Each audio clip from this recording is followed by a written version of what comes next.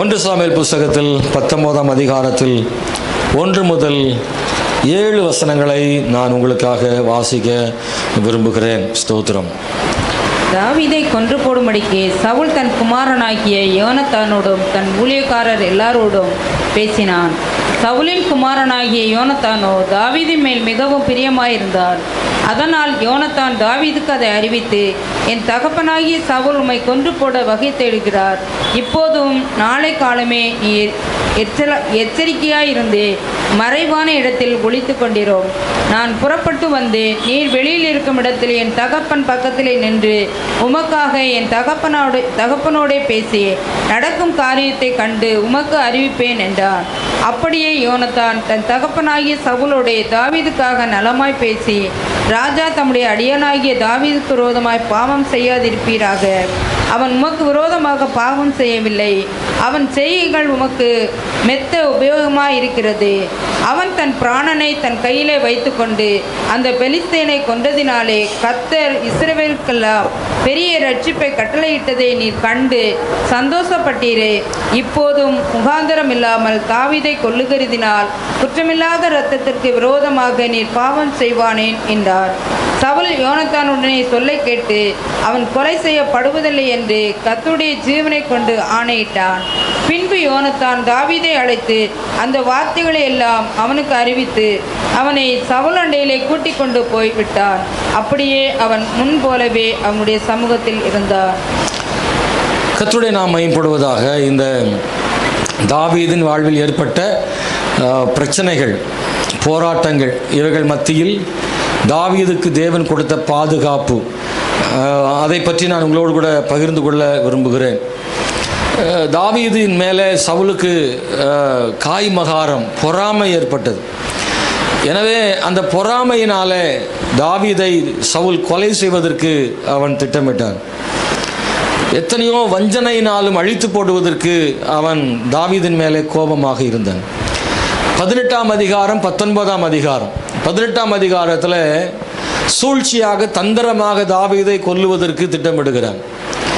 19ஆம் அதிகாரத்தில் நேரடியாகவே சவுல் தாவீதை கொல்லுவதற்கு களமிறங்குகிறான்.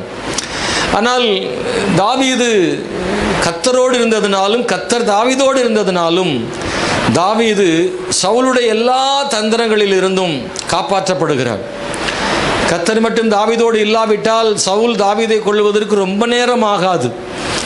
ஆனால் தாவீதோடு கர்த்தர் இருந்தபடினால் எல்லாவற்றில் இருந்தும் கர்த்தர் அவனை பாதுகாத்தார். வேத வசனம் பல இடங்களில் சொல்லியிருக்கிறது தாவீதோடு கர்த்தர் இருந்தார் என்று. 18ஆம் அதிகாரத்தில் 12, 14, 28 வசனங்களில் இப்படி வாசிக்கிறோம். நான் அதை வாசிக்கிறேன். கர்த்தர் தாவீதோடு கூட இருக்கிறார் என்றும் தன்னை விட்டு விலகி போனார் என்றும் சவுல் கண்டு தாவீதுக்கு பயந்து. 18, 12 வாசித்தேன். 14வது வசனம், தாவீது தன் செய்கைகளிலெல்லாம் புத்திமானாய் நடந்தான், கர்த்தர் அவனுடனே கூட இருந்தார். 28, கர்த்தர் தாவீதோடு இருக்கிறார் என்று சவுல் கண்டறிந்து கொண்டான். தாவீதோடு கர்த்தர் இருக்கிறார் என்கிறதை சவுல் காணும்படியாக இருந்தது. சவுல் பார்த்த உடனே சொல்றான், கர்த்தர் தாவீதோடு இருக்கிறார். எந்த அடிப்படையில்னா, தாவீது வாழ்வில் நடக்கிற ஒவ்வொரு சம்பவத்தையும் பார்க்கும்போது கர்த்தர் தாவீதோடு இருப்பது வெளிப்படையாகவே தெரிகிறது. ஏனென்றால் கர்த்தர் தாவீதோடு இல்லாவிட்டால் இப்படியெல்லாம் நடக்காதுன்னு சவுலுக்கு தெரியும். எனவே கர்த்தர் தன்னோடு இருந்தால் என்ன நடக்கும் என்று சவுலும் கூட பல அனுபவங்களில் பார்த்திருக்கிறான் அல்லவா. அதனால தான் தாவீதோடு கர்த்தர் இருப்பது எப்படி என்பதை சவுல் அறிந்து கொண்டிருந்தான். தாவீதோடு கர்த்தர் இருந்தார். எல்லா விதமான தீமையான காரியங்களுக்கும் விலக்கி கர்த்தர் பாதுகாத்தார். நம்முடைய தேவன் பாதுகாக்கும் தேவன். சொல்லுங்க, நம்முடைய தேவன் பாதுகாக்கிற தேவனாக இருக்கிறார். ஸ்தோத்திரம். தாவீது தன் வாழ்வில் பலமுறை பாதுகாக்கப்பட்டிருக்கிறான். அவனெல்லாம் எப்போதோ போக வேண்டிய ஆள். ஆனால் தாவீதின் வாழ்வில் பெரிய பாதுகாப்பை தேவன் கொடுத்திருந்தார். அதனால தான் சங்கீதங்களில் நீங்கள் பார்த்தீங்கன்னா நிறைய சங்கீதங்கள் ஜபமாகவே இருக்கும். எத்தனை பேர் படிச்சிருக்கிறீங்க சங்கீதங்களை? ஜபமாக, ஆண்டவரே சத்துருக்களின் கைகளுக்கு என்னை தப்புவியும் அப்படின்லாம் நிறையா பாடல்களாக ஜபமாக பாடியிருப்பார். ஸ்தோத்திரம். சங்கீதம் 121:4 இப்படி சொல்கிறாரு, இதோ இஸ்ரவேலை காக்கிறவர் உறங்குவதும் இல்லை தூங்குவதும் இல்லை என்று சொல்லியிருக்கிறார். எனவே ஆண்டவர் பாதுகாக்கிற தேவன். கர்த்தர் பாதுகாக்கிறபடினால் அவர் உறங்குவதும் இல்லை தூங்குவதும் இல்லை. டாக்டர் சொல்கிறாங்க, ஒரு நாளைக்கு நம்ம எத்தனை மணி நேரம் தூங்கணுமா சொல்லுங்கள் பார்க்கலாம். குறைந்தபட்சம் 6 மணிலேருந்து 8 மணி வரைக்கும் தூங்கணுமா. சிலர் 11 மணி நேரம் 12 மணி நேரம் தூங்குகிற ஆள்லாம் இருக்குது. சிலர் 4 மணி நேரம் 3 மணி நேரம் தூங்குகிற ஆளும் இருக்குது. ஆனால் அதெல்லாம் ரொம்ப தவறுன்னு சொல்லப்பட்டிருக்கு. குறைந்தது 6 மணி நேரம், கொஞ்சம் அதிகமாக 8 மணி நேரம் வரைக்கும் தூங்கலான்னு சொல்கிறாங்கட்டா மருத்துவர்கள். குழந்தைகளாக இருந்தால் கொஞ்சம் கூடுதலாக தூங்கணும். குழந்தைகளாக இருந்தால் அது சரி. வளர வளர பெரியவங்களுக்கான அளவு இந்த 6 to 8. ஆனால் இது இல்லைன்னா நமக்கு என்ன ஆகிடும், தூங்காமலே ஒரு 4 நாள் 5 நாள் இருந்தால் நமக்கு மனசு பாதிக்கப்பட்டுரும், மனநிலை பாதிக்கப்பட்டு என்னவோ ஆகிடும். தூங்கலைன்னா கஷ்டம். ஒரு நாள் நைட் தூங்கலைனாவே மறுநாள் போல் வேலை ஓடாது. ஆனால் ஆண்டவருக்கு அப்படி கிடையாது. அவர் தூங்காமல் இருக்க முடியும். அதனால தான் அவர் கடவுளாக இருக்கிறாரு. தேவனுக்கு தூக்கம் அவசியம் இல்லை, அவர் உறங்குவதும் இல்லை தூங்குவதும் இல்லை என்று தாவீது சொல்கிறார். இஸ்ரவேலை காக்கிறவர் உறங்குவதும் இல்லை தூங்குவதும் இல்லை. தாவீதை இந்த 18ஆம் அதிகாரத்தில் 19ஆம் அதிகாரத்தில் 4 விதங்களில் ஆண்டவர் அவனை பாதுகாக்கிறார் அப்படின்றத பார்க்குறோம். ஒன்று, தீமையான யோசனைகளை தடுத்து நிறுத்தியிருக்கிறார். தீமையான யோசனைகளுக்கு தேவன் பாதுகாக்கிறவர். இன்னைக்கு தாவீதோடு நம்மையும் சேர்த்து கொள்வோமாக. தாவீதுக்கு தீமையான யோசனை செய்கிற ஒரு சவுல் இருந்தான். அன்பானவர்களே, தாவீதுக்கு மட்டுமா சவுல்? நமக்கும் சவுல் இருக்கிறார்கள். நமக்கும் ஒரு சவுல் உண்டு. 1 or 2 இருக்கலாம். ஆனால் யார் சவுல் என்பதை கண்டுபிடிக்கணும். சிலருக்கு கண்டுபிடிக்க முடியாமல் கூட இருக்கலாம். ஆனால் நேரடியாகவோ மறைமுகமாகவோ ஏதோ ஒரு சவுல் இருக்கத்தான் செய்வார். சவுல் ஏன் எழும்புகிறான்? எதனாலே சவுல் அப்படின்னா அதுக்கு ஒரே ஒரு காரணம். ஒன்றும் இல்லை, தாவீதின் மேல் ஏற்பட்ட பொறாமை தான் காரணம். தாவீதின் உயர்வு தான் சவுல் பொறாமைப்படுவதற்கு காரணமாக இருந்தது. தாவீதின் மேல் சவுலுக்கு பொறாமை ஏற்பட காரணம் யார் தெரியுமா? இந்த பெண்கள் தாங்க. அல்லேலூயா. நல்லா போயிட்டு இருந்ததை பெண்கள் என்ன செஞ்சிட்டாங்க? நல்லது செய்யறேன்னு சொல்லி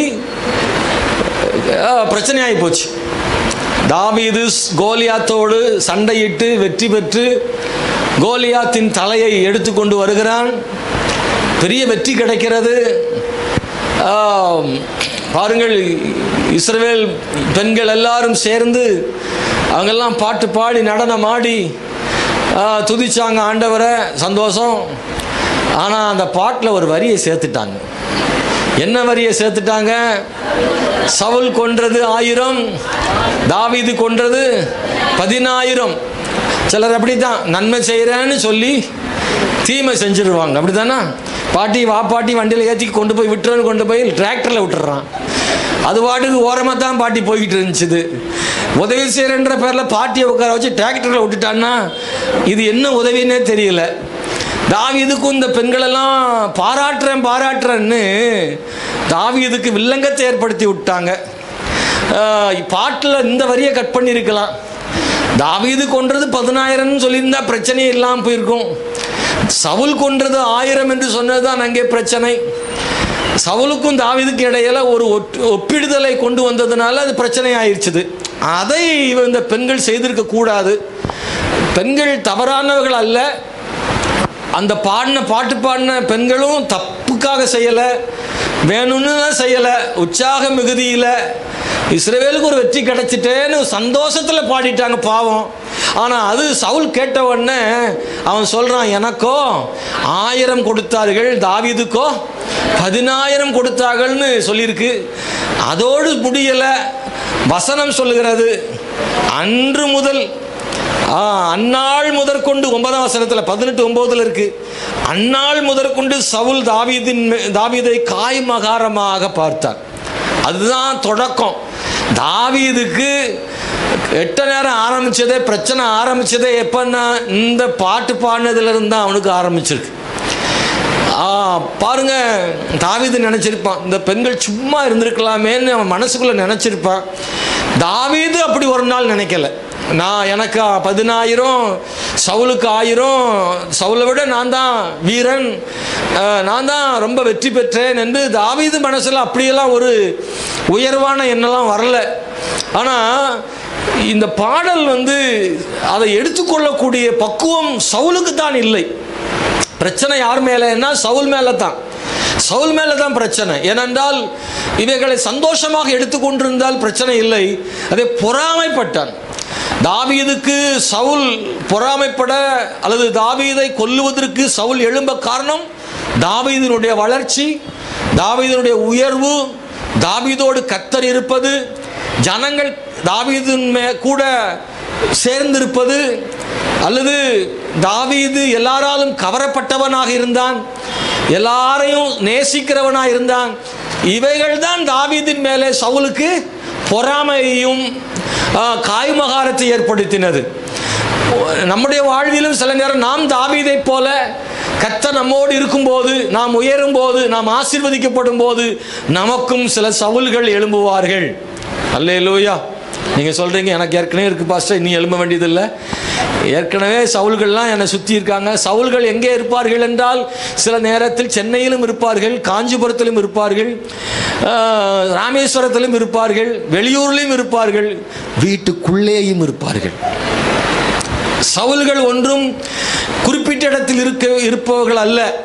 சவுல் எல்லா இடங்களிலும் இருக்கக்கூடும். அன்பான தேவனுடைய பிள்ளைகளே, ஆனால் ஒன்று மாத்திரம் நிச்சயம், சவுலை பற்றி கவலைப்படாதிருங்கள், கர்த்தர் உங்களோடு இருப்புகிறாரா என்பதை மட்டும் கவலைப்படுங்க. நான் உங்களுக்கு சொல்றேன், கர்த்தர் உங்களோடு இருப்பார். ஆனால் சவுல் உள்ளூர்ல வெளியூர்லையோ வீட்டுக்குள்ளேயோ வெளியோ எங்கே இருந்தாலும் அதை பற்றி கவலைப்படாதிருங்கள். சவுல் தனி மனிதனாகவும் இருக்கலாம், சவுல் சில கூட்டமாகவும் இருக்கலாம்.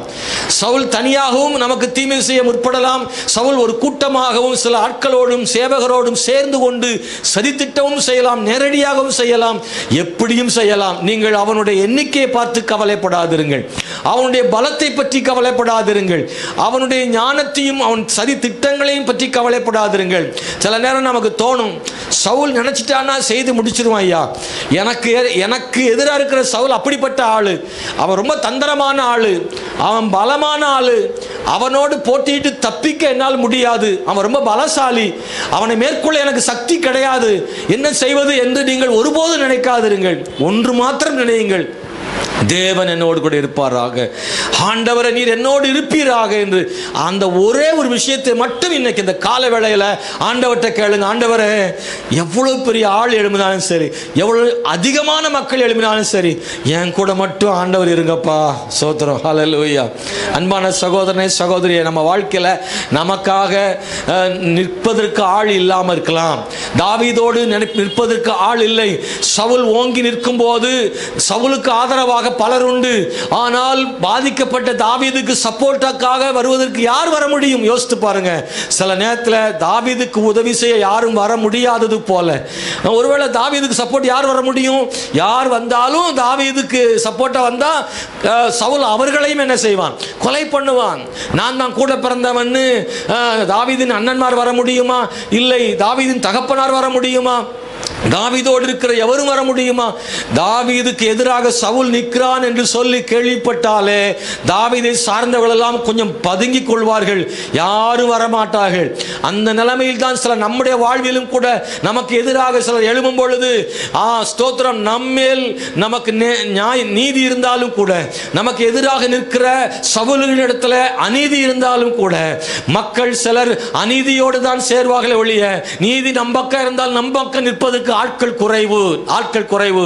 ஆனால் ஆமென் ஸ்தோத்திரம், அநீதியின் பக்கம் கர்த்தர் ஒருபோது நிற்பதில்லை, நீதியின் பக்கம் கர்த்தர் நிற்பார். எனவே நீங்கள் நீதியாய் மாத்திரம் இருங்கள், ஆண்டவர் உங்க பக்கம் நிற்பார். அநீதி உங்களை தீமை செய்யாதபடி அநீதிக்கு எதிராக தேவனை யுத்தம் செய்வார்.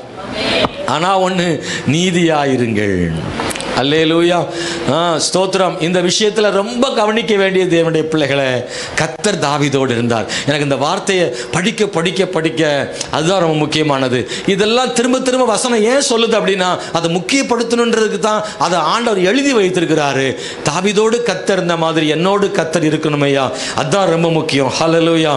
தீமையான யோசனை, இந்த முதல் 7 வசனத்தில் தீமையான யோசனை. சவுல் என்ன பண்றான்னா, முதல் யோசனை எல்லாரையும் கூட்டி உட்கார வச்சு, யோனத்தானும் இருக்கிறான், அதோடு வேலைக்காரரோடு, முதல் வசனத்தில் இருக்கு, 19 முதல் வசனத்தில் இருக்கு, தாவீதை கொன்று போடும்படிக்கு சவுல் தன் குமாரனாகி யோனத்தானோடும் தன் ஊழியக்கார எல்லாரோடும் பேசினான். தன்னுடைய அரண்மனையில் உள்ள ஊழியக்காரங்களை, வேலைக்காரங்களை எல்லாம் கூப்பிட்டு உட்கார வச்சு சவுல் யோசனை பண்றான். யோசனைன்றது ஆலோசனை பண்றான். என்ன பேசியிருப்பாங்க நினைக்கிறீங்க? அந்த வட்டமேச மாநாட்டில் என்ன பேசியிருப்பாங்க?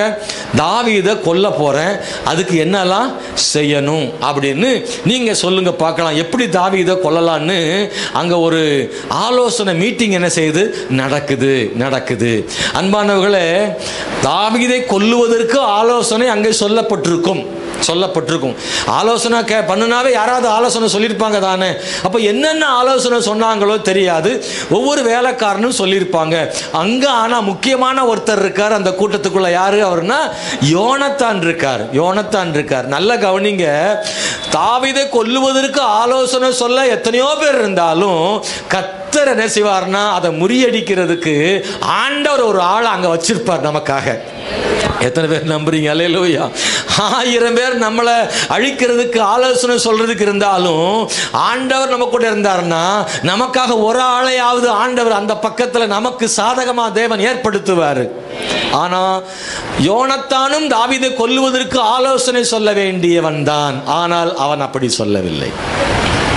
நீங்க ரொம்ப கவனிக்கணுங்க. தாவீதை கொல்றதுக்கு முக்கியமா ஆலோசனை கொடுக்கிறதுக்கு பொருத்தமான ஆள் யாரு? யோனத்தான். ஏன் தெரியுமா? தாவீது சவுல் ராஜா, யோனத்தான் இளவரசர். சவுலுக்கு அடுத்து யோனத்தான் தான் ராஜா வரணும். சவுல் சொல்லியிருப்பாரு அந்த ஆலோசனை கூட்டத்தில், எல்லாரும் கவனிங்க, தாவீது மிஞ்சி போறான், அவனை பெண்கள் இப்படிலாம் பாடியிருக்காங்க, அவன் பின்னாடி ஒரு பெரு கூட்டம் இருக்கு, அவன் என்னுடைய சிங்காசனத்தை கவிழ்த்து போட பார்க்குறான், அதனால அவன் உயிரோடு இருக்கக்கூடாது, எனக்கு பிறகு என்னுடைய மகன் தான் வரணும், அவனுக்கு போட்டியாக தாவீது வந்திருக்கான். தாவீதும் யோனத்தானும் ஒரு வயதுக்காரர்கள். அப்போ சவுல் சொல்றாரு, எனக்கு அடுத்து என் இளவரசனாகிய யோனத்தான் தான் ராஜாவாக வரணும், ஆனால் அதை பறித்துக் கொள்வதற்கு தாவீது முன்னேறி வருகிறான், தாவீது இருக்கக்கூடாதுன்னு சொல்றார். இப்போ சவுல் பேசுவது தனக்காகவும் பேசுகிறார், தன் குமாரனாகிய யோனத்தானுக்காகவும் பேசுகிறார். இப்போ யோனத்தான் மனதில் என்ன ஓடி இருக்க வேண்டும் என்றால், நான் பெற வேண்டிய சிங்காசனத்தை பெறுவதற்கு தாவீது உள்ளே நுழைகிறான் என்றால் அப்பா சொல்றது கரெக்ட் தானே அவர் நினைச்சிருக்கணும். ஆனால் யோனத்தான் அப்படி நினைக்காமல் ரொம்ப கவனமாக யோசிக்கிறான்.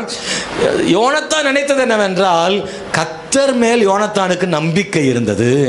ஏனென்றால் கர்த்தர் சித்தமில்லாமல் தாவீது அங்கே வர முடியாது. கர்த்தர் தாவீதை கொண்டு வர சித்தம் கொண்டால் நம்மால் தடுக்கவும் முடியாது. கர்த்தர் எதை செய்கிறாரோ அதை செய்யட்டும் என்கிற எண்ணம் யோனத்தானுக்குள்ளே இருந்தது. அப்பாவே ஆனாலும் மகன் நீதியை செய்தான். இதை ரொம்ப கவனிக்கணும். நல்லா உங்க மனசாட்சியை தொட்டு சொல்லுங்க.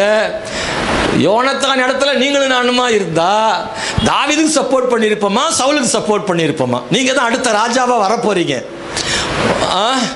நீங்க தான் வரப்போறீங்க. அந்த இடத்தை பிடிக்க ஒரு ஆள் வருது. நீங்க யாருக்கு சப்போர்ட் பண்ணுவீங்க? மனசாட்சியை தொட்டு சொல்லுங்க. எங்க ரொம்ப வேண்டாம், நான் இன்னொரு உதாரணம் சொல்றேன். உங்க அக்கா செத்த எலியை தூக்கி எதிர்த்த வீட்டில் போட்டாங்க. எழுத்த வீட்டு அம்மா சண்டைக்கு வருது, உங்களுக்கு ஃபோன் வருது, இந்த அக்கா உங்கள் அக்காவுக்கும் எழுத்த வீட்டுக்காரிக்கும் பயங்கர சண்டை வந்து என்னன்னு பாரு அப்படின்னு கூப்பிட்டா நீங்கள் ஓடி போகிறீங்க. அங்கே 2 பேரும் அப்படி சும்மா யுத்த களத்தில் நிற்கிறாங்க 2 பேரும். நீங்கள் போன உடனே என்ன செய்வீங்க? போன உடனே என்ன செய்வீங்க? என்ன சொல்ல போறீங்க? அக்காவுக்கு சப்போர்ட்டா ஒட்டுமொத்த குரலாக ஒலிக்கிறது என்னன்னா, போன உடனே அக்கா பக்கம் நின்று அந்த பொம்பளை, நீலாம் ஒரு பொம்பளையா அப்படின்னு 4 பேச்சு பேசி நறுக்குன்னு 4 கேள்வி அப்படி கேட்டால் தான் அக்காவும் சந்தோஷப்படுவாங்க, நமக்கும் அந்த வீட்டில் ஒரு குடியிருப்பு இருக்கும். இதுதான் உடன்பிறப்பு, ரத்தத்தின் ரத்தம் அப்படின்னு 4 பேர் சொல்லுவாங்க. பார்த்தியா, இதுதான் கூட பிறப்பு வேணும்னு அப்படின்னு சொல்லணும். 4 பேருக்கு சந்தோஷம் வரணும், இவங்களுக்கு ஒரு திருப்தி.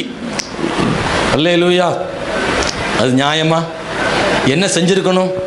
என்ன செய்யணும்?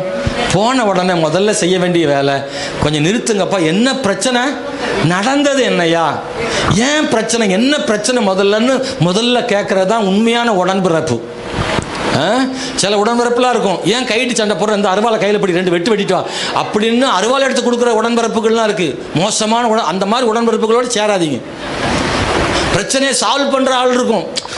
யோனத்தானுடைய வார்த்தையை நீங்கள் கவனிச்சிங்க, ரொம்ப பக்குவமாக பேசுகிறாருங்க யோனத்தான். அவங்க அப்பா கிட்ட பேசுகிறார், பக்குவமாக பேசுகிறார். வரிகளை நான் படிக்கிறேன் பின்னாடி. இந்த மாதிரியான உறவுகளுக்காக தேவனுக்கு ஸ்தோத்திரம். பிரச்சனைகள் மத்தியில் அவைகளை தீர்த்து வைக்கிற உறவுகளுக்காக ஸ்தோத்திரம். சண்டையில் மூட்டி விடுகிற உறவுகள் அல்ல, தீர்த்து வைக்கிற உறவுகளுக்காக தேவனுக்கு ஸ்தோத்திரம் உண்டாவதாக. பாருங்கள், என்னவென்று கேட்க வேண்டும், பிரச்சனை தீர விசாரிக்க வேண்டும். அக்கா தான் இந்த செத்தையிலே தூக்கி போட்டிருந்தான்னு தெரிய வந்தா நீங்க செய்ய வேண்டியது, அக்கா உன் மேலதான் தப்பு இருக்கு, நீ தான் தப்பு. அந்த அக்காட்ட போய் ஏத்த விட்ட அக்காட்ட என்ன சொல்லணும்? நீங்கள் வருத்தப்படாதீங்கக்கா, நான் பார்த்துக்கிறேன், எங்கள் அக்காவை நான் சொல்லி வைக்கிறேன், நீங்கள் ஒன்றும் நினைக்காதீங்க, நான் பார்த்துக்கிறேன், நீங்கள் போங்கன்னு அவங்கள சமாதானப்படுத்தி அனுப்புனா அந்த அக்காவுக்கு மனசில் ரொம்ப ஜில்லுன்னு ஆயிரும். பரவாயில்ல, இந்த ஒரு உயிராவது நம்ம நியாயத்தை புரிஞ்சுக்கிட்டுன்னு சொல்லிட்டு அமைதியாக வீட்டுக்குள்ளே போயிடும். உங்கள் அக்காவை கொஞ்சம் சத்தம் போட்டு வச்சுட்டிங்கன்னா சரியாக வந்துடும். உங்கள் அக்காவுக்கு என்ன வரும் கோபம், நீலாம் ஒரு பொம்பளையா, எனக்கு பேசாமல் அவளுக்கு பேசுறியா, அவள் வீட்டிலே போய் இருந்துக்கப்பா அப்படின்னு உங்கள் அக்கா உங்கள் தங்கச்சி உங்களை திட்டினாலும் உங்கள் அக்கா திட்டினாலும் பரவாயில்ல, நீதியின் பக்கம் இருக்க வேண்டும். தகப்பனாக இருந்தாலும் கூட தகப்பனாருடைய அநீதிகளை சுட்டி காட்டுகிற இடத்துல இருந்தான். அல்லேலூயா. அன்பா, எனக்கெல்லாம் அப்படிதான். எங்கள் தம்பியாக இருந்தாலும் தங்கச்சியாக இருந்தாலும் யாராக இருந்தாலும் சரி, தவறுன்னு வந்துச்சுன்னா தவறு தான். என்னுடைய பிள்ளையாக இருந்தாலும் சரி, அடுத்த பிள்ளை வேறு என் பிள்ளை வேறு நினைக்கிறதல்ல, தவறு என்று வந்தால் யாராக இருந்தாலும் தவறு தான் என்று சொல்லக்கூடிய இடத்துல நம்ம எல்லாரும் இருக்க வேண்டும். அல்லேலூயா. நீதியின் பக்கம் இருங்கள். உடன்பிறப்புகளாக இருப்பதனால, என் பிள்ளை இருப்பதனால நிறைய பெண்கள் 2 பிள்ளை சண்டை போட்டுட்டு இருக்கோம். உடனே போனோடனே அந்த பிள்ளை தான் திட்டுறது, உங்க பிள்ளை திட்டுறது இல்லை. என்ன நடந்துச்சுனே தெரியாது. உங்க பிள்ளையும் இன்னொரு பையனும் சண்டை போட்டுருந்தா நீங்க போன உடனே அந்த பையனுக்கு செவுட்டில் ஒரு அடி, அவ்வளவுதான், முடிஞ்சு போச்சு கதை. என் பையன் என்ன தப்பு பண்ணியிருந்தாலும் சரி, அடுத்தவனின் மேல் தான் உங்களுடைய கோபம் வருகிறது. என்னுடைய பிள்ளை தவறு செய்தானா என்பதை கூட நீங்கள் யோசித்து பார்ப்பதில்லையே. அதற்கான நேரம் ரொம்ப அவசியமானது. நியாயம் என்று வரும் பொழுது அதுல வேறுபாடு மனிதர்கள் மத்தியிலே இருக்கக்கூடாது என்று நீங்கள் சரியாக புரிந்து கொள்ள வேண்டும். அன்பானவர்களே, தேவன் அப்படிப்பட்டவர்களோடு கூட கர்த்தரும் இருப்பார், அப்படிப்பட்டவர்களோடு தேவனும் இருப்பார். ஹல்லேலூயா. நான் சில சொல்லுவேன், என் பிள்ளை தப்பே பண்ணாதன்னு, அவன் தான் முழு வேலையும் செஞ்சிருப்பான். ஆனால் சொல்றது, என் 5 பேர் ஒரு கூட்டாளினா அவங்க அம்மா என்ன சொல்ல சொல்லுவாங்க, அந்த 4 பேர் சேர்ந்து என் பையனை கெடுத்துட்டாங்க, அந்த 4 பையனும் சேர்ந்து என் பையனை கெடுத்துட்டானுங்க அப்படின்னு இவங்க அம்மா. அவங்க அம்மா நினைக்கும், என் பையன் அப்படியே செய்ய மாட்டான், அந்த 4 சேர்ந்து தான் இவனை கெடுத்துட்டு. 5 பேர் அம்மாவும் சொல்றது இதே ஸ்டேட்மெண்ட் தான். அப்போ யாரைத்தான் சொல்ல, யாரைத்தான்? ஒரு நாளும் தன் பக்கம் இருக்கிறவர்களுடைய தவறுகளை ஒரு நாளும் ஒத்துக்கொள்வதே இல்லை. Praise the Lord. அல்லேலூயா. ஸ்தோத்திரம். சில நேரங்களில் ஏதாகிலும் வரும்போது பாஸ்டர்மா சம்பந்தப்பட்ட நான் கேட்பேன், நீ எதையாவது சொன்னையா, நீ வாய் திறந்து ஏதாவது சொல்லிட்டியா அப்படின்னு நான் கேட்பேன். அதாவது சில தன் பக்கமே கேட்பதே இல்லை, தவறு இருக்குதா என்பதை பார்ப்பதே இல்லை, ஒட்டுமொத்தமாக முடிவுக்கு வந்து விடுவார்கள். அவர்கள் மேல் தான் தவறு என்று முடிவுக்கு வந்து விட இல்லை, இந்த பக்கமும் தவறு இருக்கிறதா என்பதை சிந்திக்கிற ஒரு மனுஷனோடு கர்த்தர் இருப்பார். அவர்கள் தான் சமாதானத்திற்குரியவர்களாக இருக்க முடியும். யோனத்தான் யோனத்தான் அவங்க அப்பா கிட்ட பேசும்போது இப்படி சொல்றாரு பாருங்களேன். யோனத்தான் தகப்பனாகிய சவுலோட தாவீதுக்காக நலமாய் பேசி, ராஜா தம்முடைய அடியானாகிய தாவீதுக்கு விரோதமாய் பாவம் செய்யாதிருப்பீராக. நல்லா சொல்றாரு. அப்பா, நீங்க தாவீதுக்கு விரோதம் பாவம் செஞ்சிடாதீங்க. நீங்க எதையாவது ஒன்று செய்ய போது பாவமாயிடாம அப்பாவை காப்பாத்துற மாதிரி பேசுறான். தேவையில்லாம ஒரு பாவத்தை செஞ்சிடாதீங்கன்றார். அவன் உமக்கு விரோதமாக பாவம் செய்யவில்லை. தாவீது பாவம் செய்யல. அவன் செய்திகள் உமக்கு மெத்த உபயோகமாக இருக்கிறது. தாவீது உமக்கு எவ்வளவு யூஸ்ஃபுல்லா இருக்கிறாரு. நிறைய யுத்தத்தில் உமக்கு ஹெல்ப் பண்ணி இருக்கிறாரு. அப்படிலாம் அவன் போகிற இடமெல்லாம் வெற்றி கொண்டு வர்றானே. அப்படி ஒரு நல்லது செய்யற தாவீதுக்கு விரோதமா பாவம் ஏன் செய்றீங்க? அவன் தன் பிராணனை தன் கையில் பிடித்து கொண்டு அந்த பெலிஸ்தியனை கொன்றதுனால இஸ்ரவேலுக்கு பெரிய ரட்சிப்பு உண்டாயிற்று. கோலியாத் அவன் கொல்லலைன்னா நம்ம எல்லாம் என்ன ஆயிடுப்போம்? அதெல்லாம் பாருங்க, பக்குவமா எடுத்து சொன்னா யோனத்தானுக்கு தெரியும் அவங்க அப்பாட்ட எப்படி பேசினா சமாளிக்க முடியும்னு. அவ்வளோ வருஷம் தெரிஞ்சு வச்சிருப்பார்ல. அப்படியே பிட்ட போட்டு எதை சொன்னா கேட்பாரோ அதெல்லாம் சொல்றான். தாவீது இல்லைன்னா நம்ம இன்னைக்கு இருக்க முடியுமா? அந்த பெலிஸ்தியர்கள் நம்ம கொன்று போட்டிருப்பார்களே, இதெல்லாம் சொல்றான். பாருங்க, நீர் சந்தோஷப்பட்டீரே, அன்னைக்கெல்லாம் தாவீதை புகழ்ந்தீரே, இப்போது முகாந்திரம் இல்லாமல் தாவீதை கொல்லுகிறதனால். நல்லா கவனிக்கணும், முகாந்திரம் இல்லாமல் அர்த்தம் தாவீதை நீங்க கொல்றதுக்கு அவன் எந்த தப்பும் செய்யல, காரணமே இல்லை அப்படின்றத எடுத்து சொல்றான். பாருங்கள், குற்றமில்லாத இரத்தத்திற்கு விரோதமாக நீ பாவம் செய்வானேன் என்று சொன்னான். சவுல் யோனத்தானுடைய சொல்லை கேட்டு அவனை கொலை செய்வதில் என்று கர்த்தர் மேல் ஆணையிட்டானாம். பிரைஸ் தி லார்ட், ஹல்லேலூயா. யோனத்தான்களுக்காக ஸ்தோத்திரம். கர்த்தர் உங்களோடு கூட இருந்தால் சவுல்கள் எழும்பத்தான் செய்வாங்க. சவுல் இல்லாமல் இருக்க மாட்டாங்க. நீங்கள் எவ்வளவுதான் கர்த்தர் உங்க கூட இருந்தாலும் உங்க கூட இல்லாட்டாலும், நீங்கள் உண்மையாக இருந்தாலும் உண்மையாக இல்லாட்டாலும், நீங்கள் நேர்மையாக இருந்தாலும் நேர்மையாக இல்லாட்டாலும், உண்மையான மனசாக இருந்தாலும் இல்லாட்டாலும், சவுல் என்பவன் கட்டாயம் இருக்கத்தான் செய்வார்கள். ஆனால் என்ன, அவன் சவுலும் இருப்பான், நமக்கு விரோதமாக சவுலும் இருக்கத்தான் செய்வான். நமக்கு விரோதமாக சவுல் சிலரை கூட்டி ஆலோசனையும் செய்வான். தீமையான ஆலோசனைகள் நடக்கத்தான் செய்யும். ஆனால் ஒன்று என்னன்னா, சவுல் தீமையான ஆலோசனையை செய்யும் போது கர்த்தர் நமக்காக அங்க ஆலோசனை கொடுக்க ஒரு ஆளை கர்த்தர் நமக்காக தருவார். இதுதான் இன்னைக்கு செய்தி. Price the Lord. தீமையான ஆலோசனை கொடுக்க ஒரு ஆள் இருந்தா, கர்த்தர் நம்ம கூட இருந்தார்னா, நல்ல ஆலோசனை கொடுக்க ஒரு ஆளை கர்த்தர் நமக்கு தருவார். ஸ்தோத்திரம். யோனத்தான் இல்லை என்றால் தாவீதுக்கு ரொம்ப ஆபத்தா இருக்கும். தேவன் யோனத்தானை தாவீதுக்காக ஆண்டவர் கொடுத்தாரு. உனக்கு விரோதமாக எழும்புகிற சத்துருக்களை பற்றி நீங்கள் பயப்படாதீங்க, அதை பார்க்காதீங்க. உங்களுக்கு சாதகமா தேவன் சில எழுப்புறாருல, அதை நீங்க கண்ணோக்கி பாருங்க. சத்துரு எதிராய் வரும்போது சாதகமான நபரை ஆண்டவர் கட்டாயம் தருவாரு. அதனால பயப்படாதீங்க. இன்னைக்கு இந்த காலவேளையில உங்கள் தேவன் உங்கள் சத்துருக்களுக்கு முன்பதாக தீமையான ஆலோசனைகளுக்கு மத்தியில் உங்களை பாதுகாக்கிற தேவன் உங்க கூட இருக்கிறார். கையை தட்டி கர்த்தரை ஸ்தோத்திரம் பண்ண முடிஞ்சா ஆண்டவரை உயர்த்தி பாடுங்க. ஹல்லேலூயா, ஸ்தோத்திரம். தேவன் நமக்காக நல்ல ஆலோசனை கொடுக்க ஒருவரை கட்டாயம் எழுப்புவார். சவுல் இருந்தாலும் யோனத்தான கர்த்தர் ஆண்டவர் தருவார். உங்களுக்கு சாதகமா பேசுறதுக்கு சத்துருக்கள் வீட்டுக்குள்ளேயே ஒரு ஆள் ஆண்டவர் என்ன செய்யறாரு? எழுப்புறாரு. ஹல்லேலூயா. உங்களுக்கு எதிரான ஒரு மனுஷன் இருக்கான்னா, நீங்க கர்த்தர் கூட இருந்தாருன்னா, அவனுடைய மனைவியை வச்சே உங்களுக்கு நல்ல ஆலோசனையை கொடுக்க வைப்பார். ஏயா நீங்க வம்பு பண்றீங்க, அந்த மனுஷன் நல்லா போயிட்டு இருக்காரு, நீங்க சும்மா இருங்களன்னு அவங்க மனைவியே பேச வைப்பார். இல்ல, பிலாத்து கையை கழுவும் போது மனைவி தான் சொல்லி அனுப்புற, அவர் ஒரு நீதிமான்னு வீட்டில இருந்து தகவல் அங்கே என்ன செய்து வருது. ஹல்லேலூயா. பல நேரங்களில் தேவனுடைய பிள்ளைகளை சதிகளை இந்த மாதிரியான தவறான தீமையான ஆலோசனைகள் வரும்போது நீ கவலைப்படாதீங்க, கர்த்தர் உங்க கூட இருப்பார். ஹல்லேலூயா.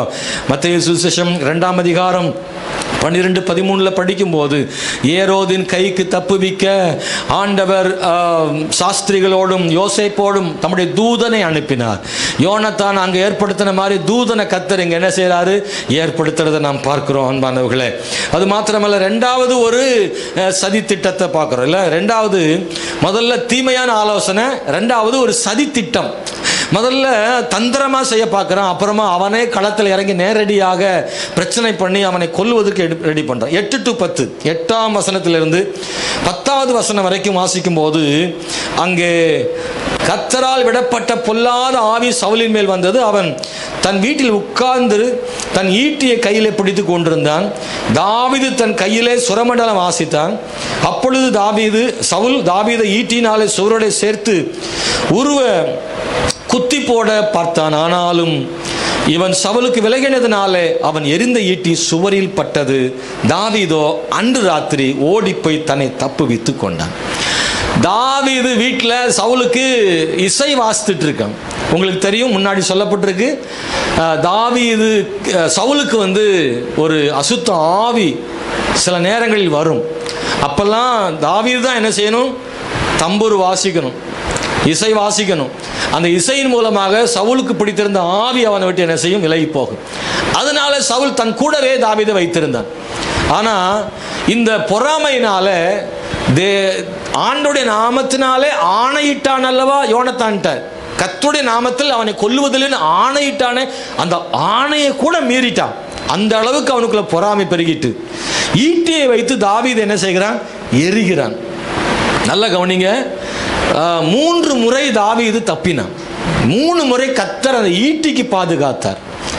அன்பானவர்களே, சவுலும் எழும்பலாம், சவுலின் கைகளில் ஈட்டியும் இருக்கலாம். ஈட்டி ஷார்ப்பானது, அதுக்கு தப்புவது ரொம்ப கடினம்.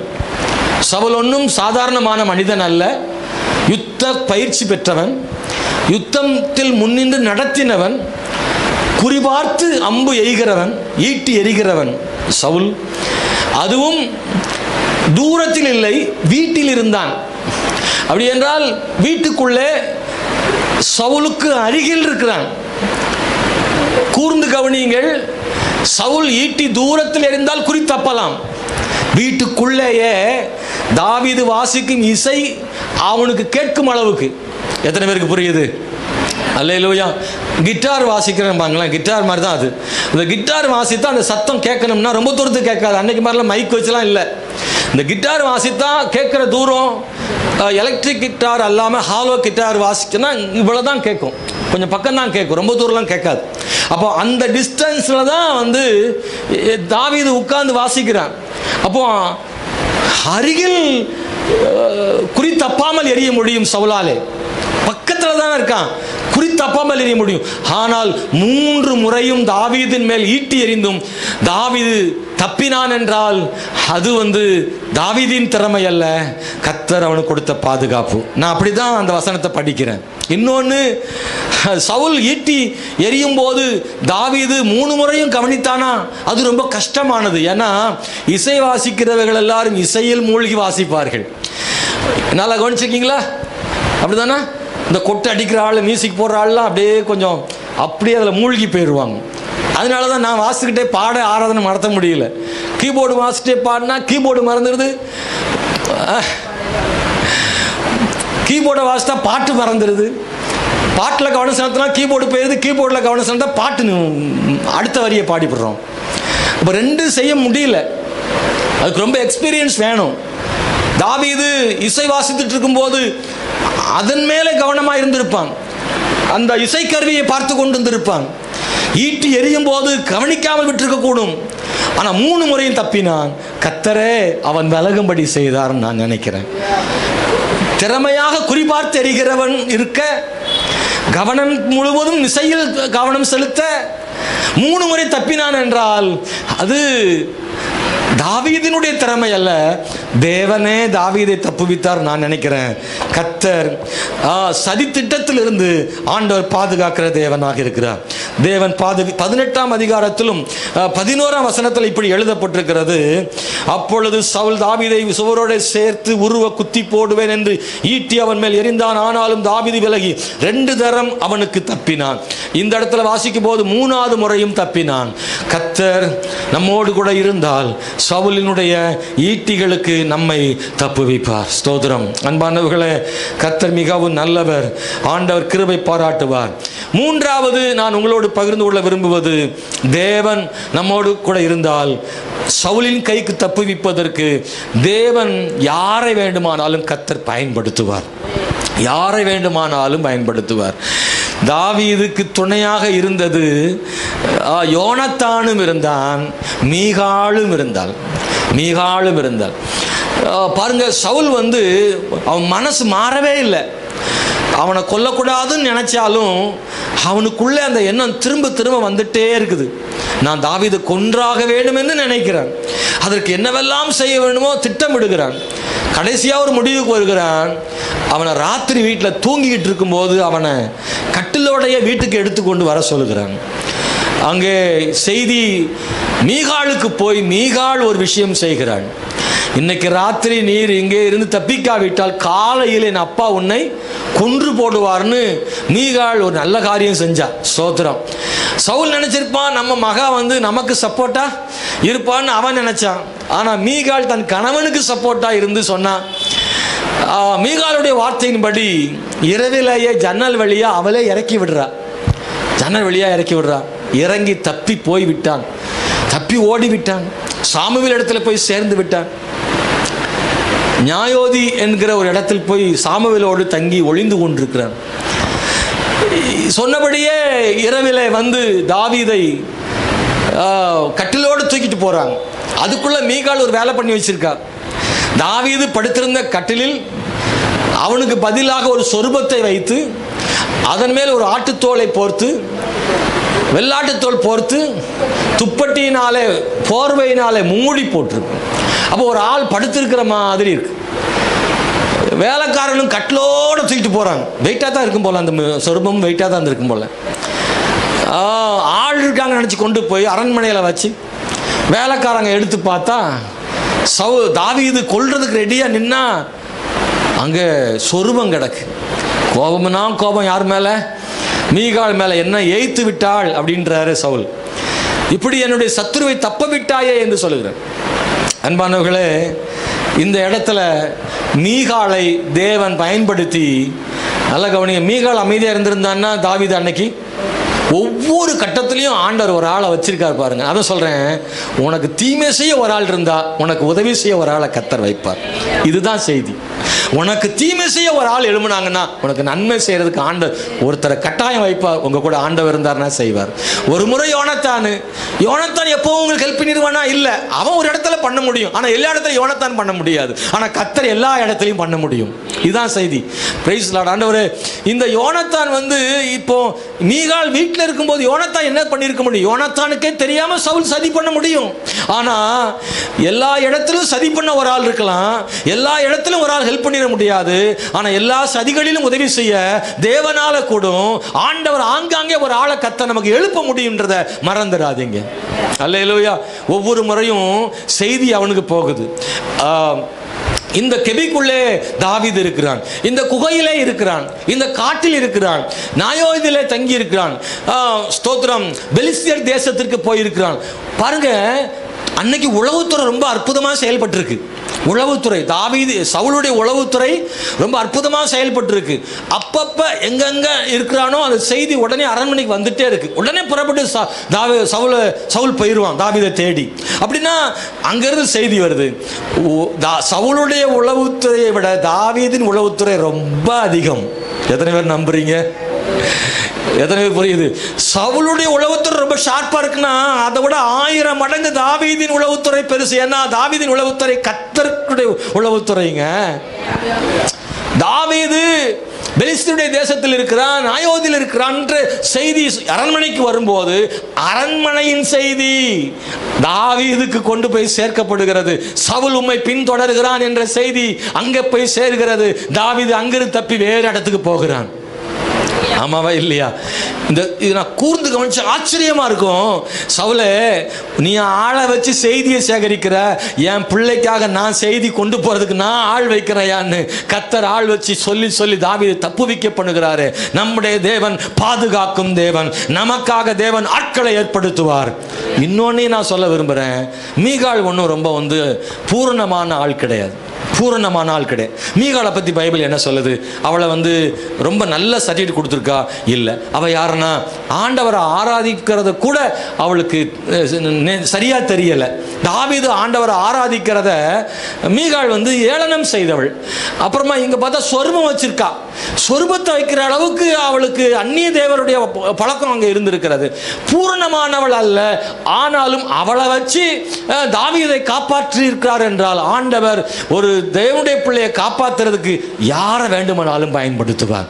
உத்தமனாகி யோனத்தானையும் பயன்படுத்துவார், பூரணம் இல்லாத மீகாளையும் தேவன் பயன்படுத்துவார்.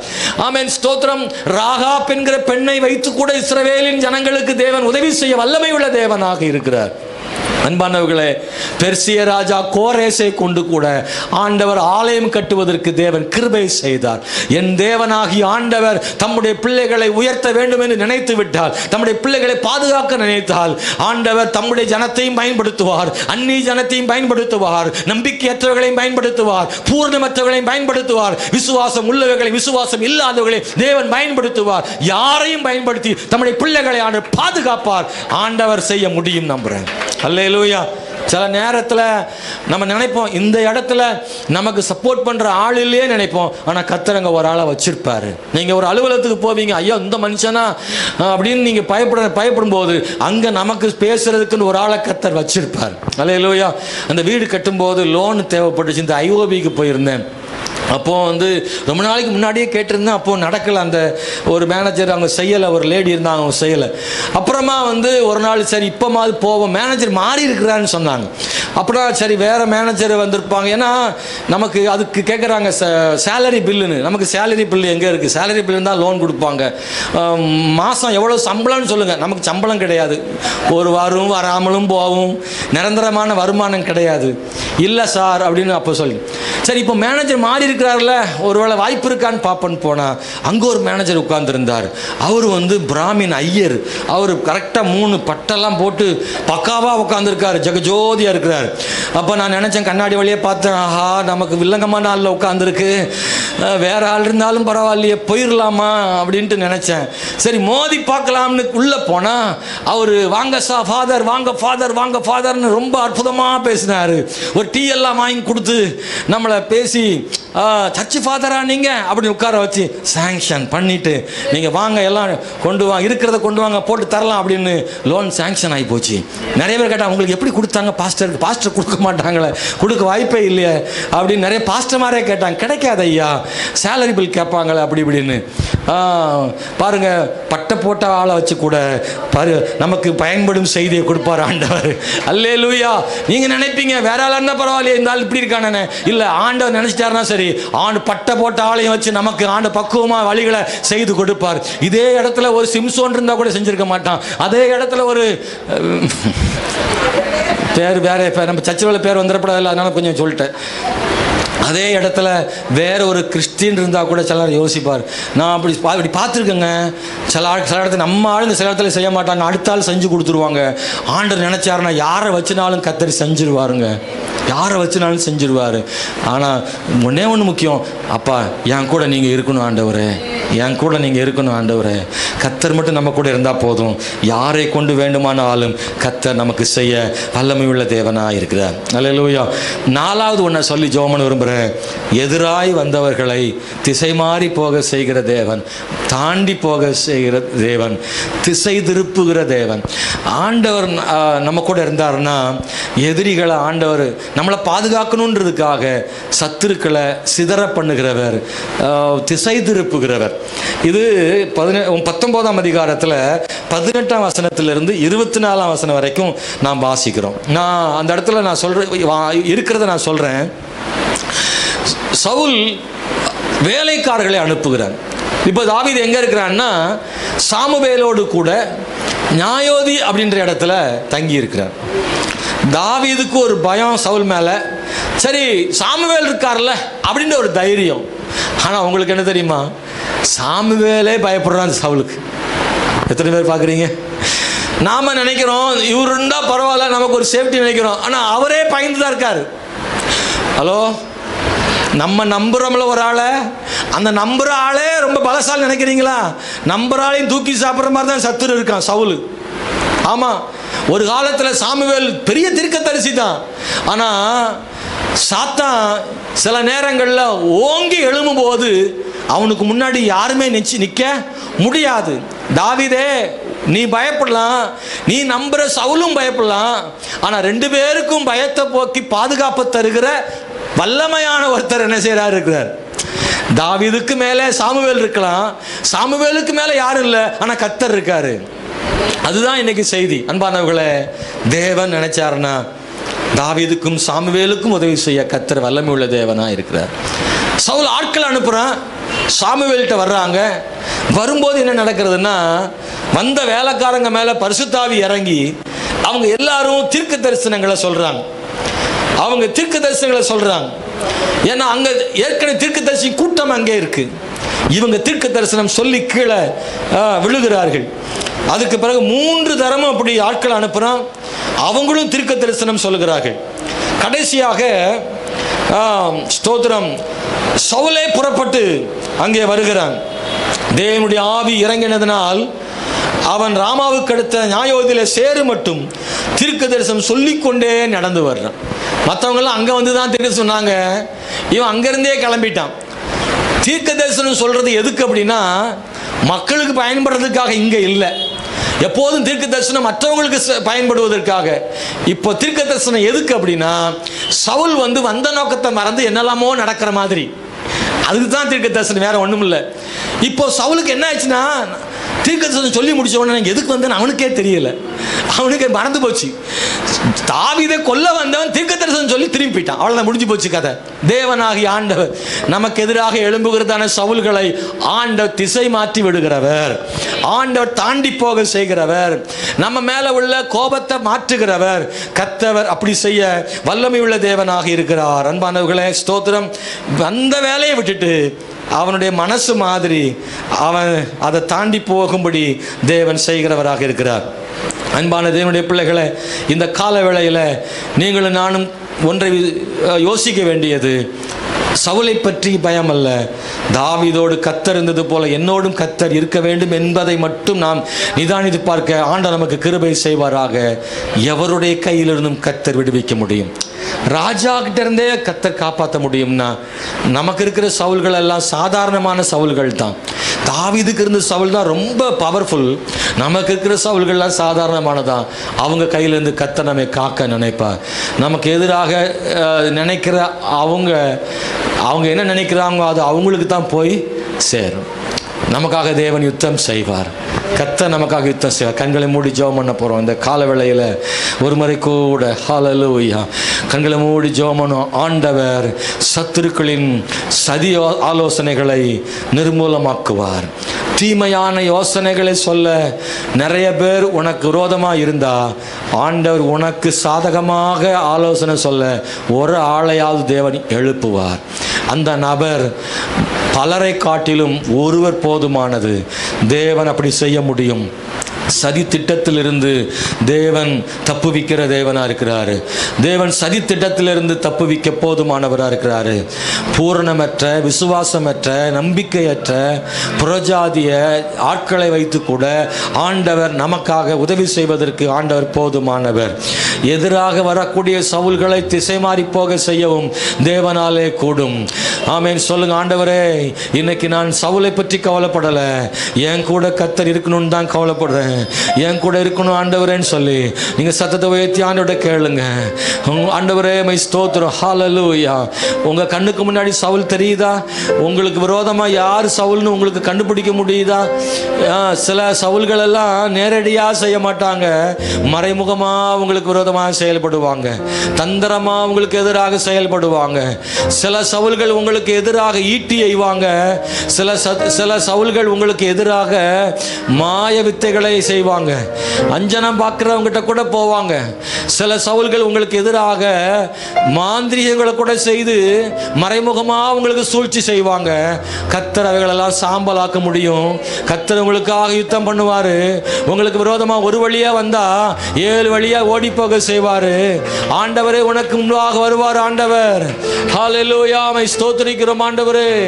தேவனே நன்றியோடு நாங்கள் துதிக்கிறோம். தேவனே அற்புதமான தேவன், பெரியவர். ஹல்லேலூயா இயேசுவே, ஹல்லேலூயா ஹல்லேலூயா ஹல்லேலூயா.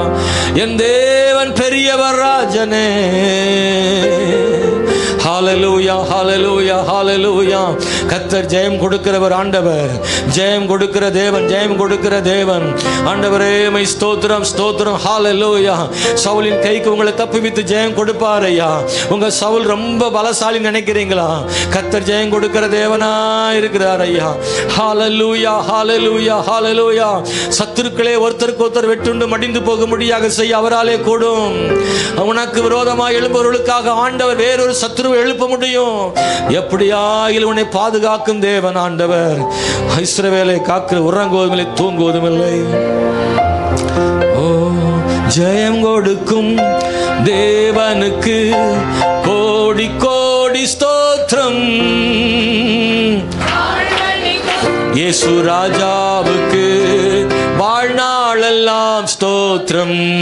அல்லேலூயா. ஜெயம் கொடுக்கும் தேவனுக்கு கோடி கோடி ஸ்தோத்திரம். வாழ்வழிக்கும் இயேசு ராஜாவுக்கு வாழ்நாளெல்லாம் ஸ்தோத்திரம். நீதியின் கரத்தினா தாங்கியே நடத்துவா. ஓ நீதியின் கரத்தினா தாங்கியே நடத்துவா.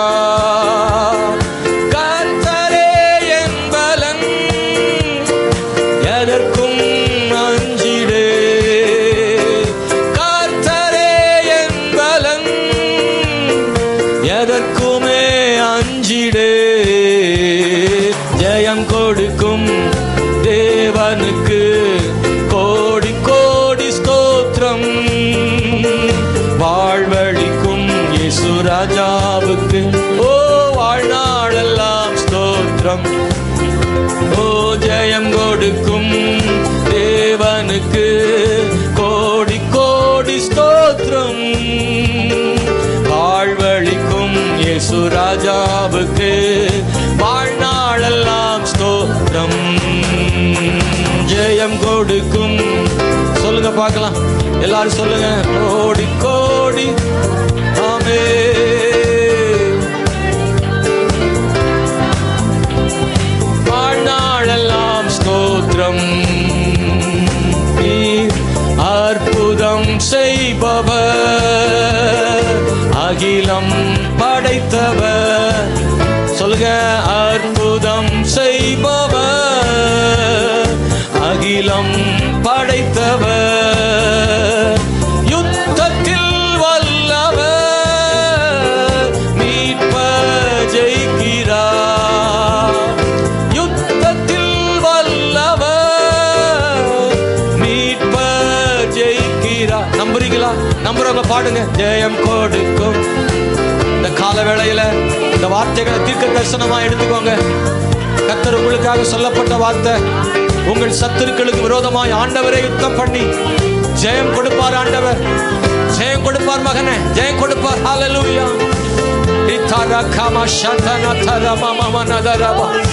உனக்கு உருவாக்கப்படுகிற ஆயுதங்கள் வாய்க்காமல் போகும்படி செய்வார். கர்த்தர் மட்டும் உங்க கூட இருக்கணும்னு பார்த்துக்கோங்க. ஸ்தோத்திரம். ஹல்லேலூயா. ஜெயம் கொடுக்கும் தேவனுக்கு கோடி கோடி ஸ்தோத்திரம். வாழ்வழிக்கும் இயேசு ராஜாவுக்கு ஓ வாழ்நாளெல்லாம் ஸ்தோத்திரம். இந்த கால வேளையில கேட்ட வார்த்தைகளின் படி அது யாருக்கான செய்தியோ என்று எண்ணி விடாதிருங்கள். ஆண்டவர் உங்க சூழ்நிலைகளை ஆண்டவர் அறிவார். இன்னைக்கு இந்த காலையில உங்க நிலைமை என்னன்னு எனக்கு தெரியாது, ஆனா உங்க நிலைமை ஆண்டவர் அறிவார். உங்க வாழ்வில் நடக்கிற பல விஷயங்களை கர்த்தர் ஆமென் ஸ்தோத்திரம் அவர் கண்களுக்கு எல்லாம் தெரியும். ஆண்டவர் கர்த்தர் நிச்சயமாக உங்களுக்காக யுத்தம் செய்ய வல்லவர். எனக்கு இந்த காலம் உங்களுக்கு கூட பேசியிருக்கிற ஆண்டவர் ஒரு வார்த்தை மாத்திரம் நம்ம ஆண்டவர்கிட்ட கேட்போம். ஆண்டவர் என்னோடு கூட இருங்கப்பா, என் கூட இருங்க. தாவீதோடு கர்த்தர் இருந்தார் என்பதை சவுல் கண்டுன்னு சொல்லியிருக்கல, அது மாதிரி என்னோடு கர்த்தர் இருப்பதை எங்கள் சவுல்கள் காணட்டும். ஆண்டவர் எங்க கூட நீங்க இருப்பதை எங்கள் சவுல்கள் காணட்டும். எங்களுக்கு விரோதமாக எழும்புகிற சவுல்கள் காணட்டும். எங்க கூட நீங்க இருப்பதை அவங்க கண்கள் பார்க்கட்டும். அப்படி செய்யுங்க ஆண்டவரே. இந்த காலையில தேவ பிள்ளைய உங்களுக்கு விரோதமான தொழில் போட்டி இருக்கா? உங்க வேலை செய்கிற இடத்துல உங்களுக்கு எதிராக சிலர் எழும்பி இருக்காங்களா? நீங்க ஆண்டோடைய பிள்ளைன்னு தெரிஞ்சதுனால உங்களுக்கு விரோதமா செய்யறாங்களா? உங்க உயர்வை தடுக்கிறதுக்கு என்னெல்லாமோ சூழ்ச்சி பண்றாங்களா? நீங்க முன்னேறி கூடாதுன்றதுல ஒரு கூட்டம் முனைப்பு காட்டுதா? நீங்க ஒண்ணு மட்டும், ஆண்டவரை மட்டும் பிடிச்சுக்கோங்க. அப்பா என் கூட இருங்கப்பான்னு சொல்லி கண்களில் கண்ணீர் வடிஞ்சாலும் பரவாயில்ல. இந்த காலில் கையை உயர்த்தி ஆண்டவரை என்னோடு இருங்க, என்னால தனியா அவங்கள மேற்கொள்ள முடியாது ஆண்டவரே, நான் நம்பினவங்களே எனக்கு எதிராக செயல்படுறாங்களே, ஆண்டவரே எனக்காக நீர் கிரியை செய்யும் ஆண்டவரேன்னு கையை உயர்த்தி, சகோதரா சகோதரி கையை உயர்த்தி ஆண்டவர்கிட்ட கேளுங்க. நீங்க ரொம்ப நேசிக்கிறவங்களே உங்களுக்கு எதிராக சதி பண்றதை கேட்ட போது உங்க மனசெல்லாம் ரொம்ப கலங்கி போயிட்டா? நீங்க பார்த்து பார்த்து செஞ்சீங்க இல்லையா, உதவி செய்தீங்களா, அவங்களே உங்களுக்கு விரோதமாக செய்ததை நீங்க பார்த்த உடனே அவங்க மனசெல்லாம் ரொம்ப கலங்கி போயிட்டா? ஆண்டவர்கிட்ட ஒப்பு கொடுத்துருங்க. நீங்க ஒன்னும் சரி பண்ண வேண்டாம், நீங்க எதிர்த்து நிக்க வேணாம். நீங்க ஆண்டவர்கிட்ட ஜெபம் பண்ணுங்க. தேவனே திசை திருப்பி விடுவார், வழி திருப்பி விடுவார், மனமாற்றம் செய்ய விடுவார். அவர் உங்களுக்காக யுத்தம் பண்ணுவார். கர்த்தரே பயங்கரமான காரியங்களை செய்ய போதுமானவர். உனக்கு விரோதமாய் பார்வோன் எழும்பினாலும் உனக்காக செங்கடலை பிளக்கவும் அந்த செங்கடல் மத்தியிலே பார்வோனை அழிக்கவும் தேவன் வல்லமை உள்ளவராய் இருக்கிறார். மகனே, அன்புள்ள ஆண்டவரே, இந்த கால வேளையில நாங்க எல்லாரும் உமத்துல ஒப்பு கொடுத்து ஜெபம் பண்றோம். உங்க வசனம் உயிர் உள்ளது, உயிர் தெழுந்த ஆண்டவரை நம்புறோம். கிருபை பாராட்டுங்கப்பா. நேரடியாகவோ மறைமுகமாகவோ சவுல் போன்றவர்கள் எழும்பி இருந்தால் தேவனாகி ஆண்டவர் நம்முடைய பிள்ளைகளுக்கு இரக்கம் பாராட்டுங்க. எங்களோடு கூட இருந்து அற்புதம் செய்யுங்க ஆண்டவரே. எங்களுடைய உயர்வையும் எங்களுடைய ஆசீர்வாதத்தையும் தடுக்க நினைக்கிற சத்துருகளுக்கு முன்னாடி எங்களுக்கு ஒரு பந்தி ஆயத்தப்படுத்தி எங்களை இன்னும் உயர பண்ணுவதற்கு நீர் போதுமானவர். ஹல்லேலூயா. நீர் ஆசீர்வதிக்க போதுமானவர், நடத்துவதற்கு போதுமானவர், மேன்மைப்படுத்துவதற்கு போதுமானவர். ஆண்டவரே, நீரே பெரிய காரியங்களை செய்யும், ஆசீர்வதியும். எங்கள் எல்லாரையும் தாழ்த்துகிறோம். உங்க நாமத்தை மாத்திரம் உயர்த்தும், நீர் வழி நடத்தும். இயேசுவின் நாமத்தில் ஜெபிக்கிறோம் நல்ல பிதாவே, ஆமென்.